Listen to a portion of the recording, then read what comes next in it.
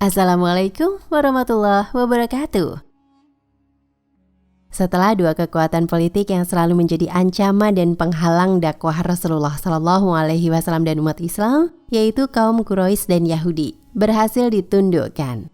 Target selanjutnya adalah satu kekuatan lagi, yaitu bangsa Arab Badui yang tinggal di gurun-gurun. Mereka selalu membuat onar, kerusakan, dan perampokan. Ulah mereka membuat umat Islam tidak tenang, sehingga Rasulullah Shallallahu Alaihi Wasallam dan beberapa sahabat membuat kesepakatan untuk berperang dengan mereka. Perang ini kemudian lebih dikenal dengan nama Perang Zatul Riqa.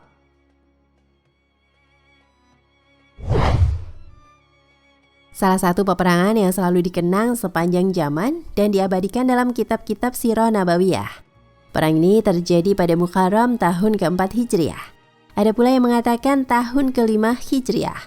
Menurut Syekh Safiyur Rahman Al-Mubarakfuri, Perang Zatul Riqa disulut oleh pengkhianatan suku-suku Najd hingga mengakibatkan terbunuhnya 70 sahabat yang ditugaskan Rasulullah SAW sebagai juru dakwah.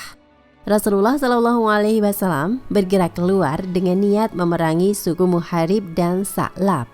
Abu Dzar Al-Ghifari mendapat tugas untuk tinggal dan mengurus Madinah.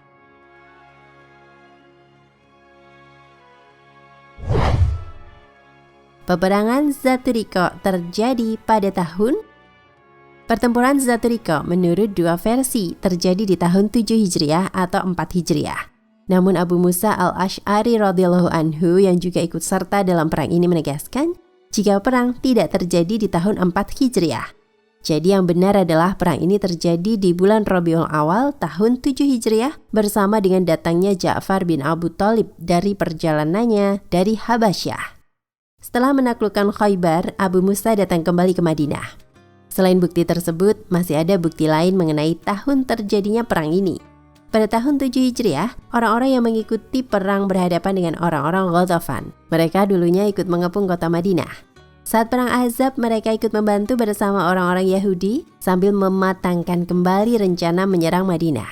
Rasulullah pun bertindak cepat untuk menghadapi musuh di Khaybar.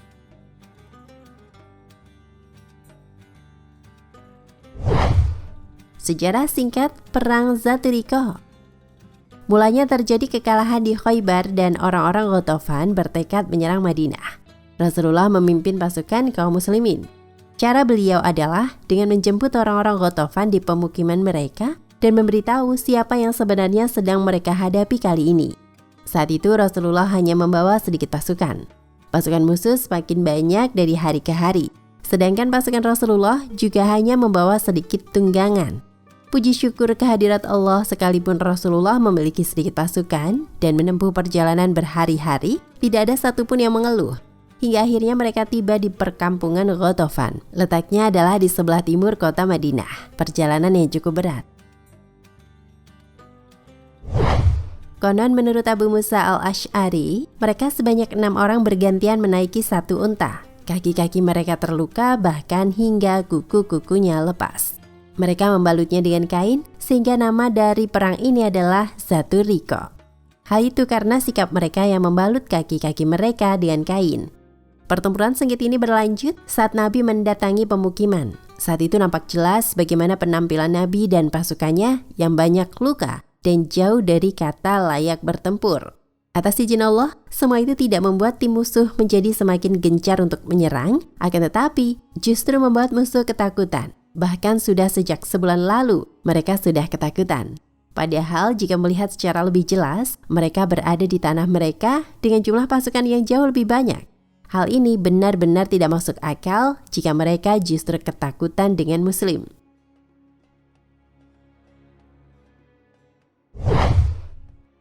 Perang tanpa serang fisik. Perang Zatul Riqa merupakan salah satu perang yang tidak berhadapan fisik. Pertempuran tersebut hanya berupa penyerbuan karena pasukan yang akan dilawan telah meninggalkan medan perang. Ghatafan sendiri adalah nama dari sebuah suku atau kabilah bangsa Arab. Mereka tinggal di daerah Najd yang merupakan suku yang bersekutu dengan Bani Quraisy saat terjadi Perang Khandaq. Adapun pasukan sekutu itu adalah dari Bani Quraisy, Bani Quraidah, Bani Nadir, dan Bani Ghatafan itu sendiri. Awal mulanya adalah merupakan perang yang melawan kabilah Ghatafan setelah sebelumnya mereka berencana untuk melakukan penyerbuan ke Madinah. tepatnya pada Bani Tha'labah dan Bani Muharib yang berusaha memprovokasi serangan. Bani Muharib dan Bani Tha'labah lalu menyatukan kekuatan untuk memerangi umat muslim. Setelah terjadi perang Badar, banyak dari pemimpin kaum kafir yang berusaha untuk mengalahkan kaum muslim. Mereka ingin menghentikan kuasa dan ketakutan muslim yang terus tumbuh dengan subur itu. Itulah mengapa kaum yang telah bersatu ini berniat untuk menghancurkan kota Madinah. Hal ini karena Madinah adalah kekuatan kaum muslim.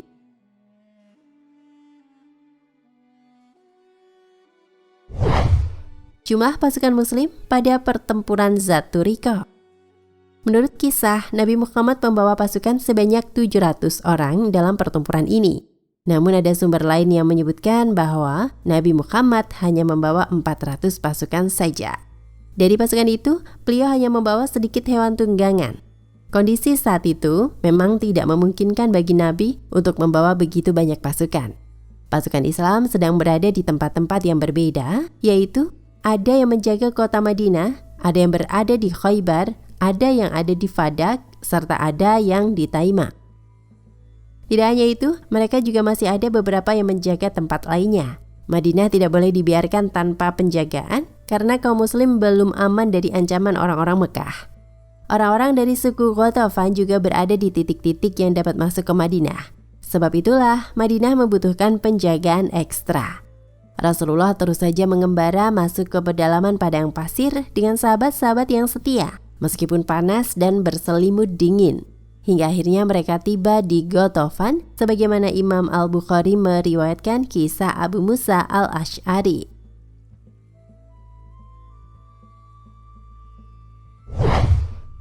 Hadis mengenai nama Zatur Riqa. Hadis itu menceritakan mereka keluar bersama Nabi dalam suatu peperangan di mana 6 orang akan bergantian mengendarai satu unta. Kaki-kaki mereka terluka hingga kuku-kukunya lepas. Mereka membalut kaki-kakinya dengan kain. Sebab itulah perang ini bernama Perang Zatur Riqa, karena apa yang mereka lakukan, yaitu membalut kaki-kaki mereka dengan menggunakan kain. Hadis riwayat Bukhari, Kitab Al-Maghazi, Bab Ghazwah Zatur Riqa 3899. Mereka bergantian menaiki unta satu persatu gantian dengan yang lain hingga tiba di tempat tujuan. Begitulah seperti yang dikisahkan dalam Fath Al-Bari.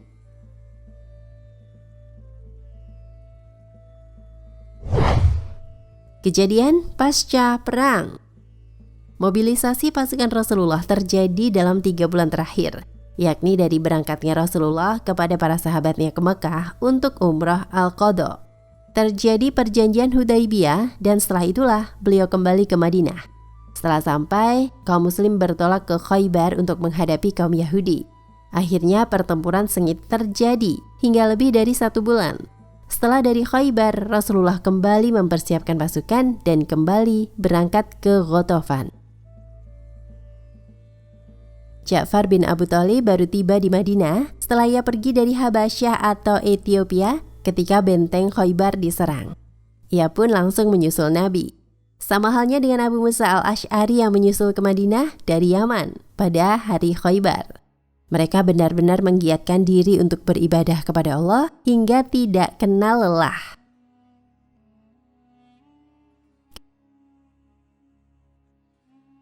Kejadian menarik dalam Perang Zatur Riqa. Pertempuran Zatur Riqa memiliki berbagai kisah menarik. Secara logika, kaum Ghatafan lebih unggul dari sisi jumlah. Namun belum saja terjadi gencatan senjata, mereka telah lari terbirit-birit. Berbanding terbalik dengan kaum muslim yang telah babak belur dalam perjalanan panjang dan juga dengan jumlah pasukan yang sedikit. Tidak hanya itu, umat muslim juga tidak membawa banyak perlengkapan perang. Justru mereka hanya membawa sedikit unta. Namun Rasulullah bersabda, yaitu Rasulullah mendapat pertolongan melalui rasa takut yang Allah masukkan ke dalam hati musuh dalam jarak 1 bulan. Hal ini sebagaimana diriwayatkan dalam kitab Al-Jihad wa Asyar. Kaum muslimin menyaksikannya di perang Ahzab, perang Badar, serta perang-perang lainnya yang menghadapi Yahudi, mulai dari menghadapi Bani Qainuqa sampai dengan apa yang terjadi di Khaybar. Di babak awal perang Uhud pun demikian. Para sahabat menanti apa yang menjadi perintah Rasulullah. Dalam Al-Quran, surat Ali Imran ayat 151 menjelaskan, jika Allah memasukkan rasa takut ke dalam hati orang-orang kafir, itu karena mereka menyekutukan Allah. Bahkan Allah sendiri tidak menurunkan adanya keterangan tentang itu. Sedangkan tempat mereka kembali adalah neraka, dan neraka merupakan seburuk-buruknya tempat tinggal orang-orang yang zalim. Oleh sebab itu, kita tidak perlu melanggar perintah Allah untuk dapat menang, seperti halnya harus melakukan maksiat. Baik suka atau tidak, menegakkan amar ma'ruf nahi mungkar adalah hal yang paling penting. Orang-orang musyrik menjadi takut bukan karena siapa yang mereka akan hadapi, melainkan karena kerap melakukan kemaksiatan dan kesyirikan.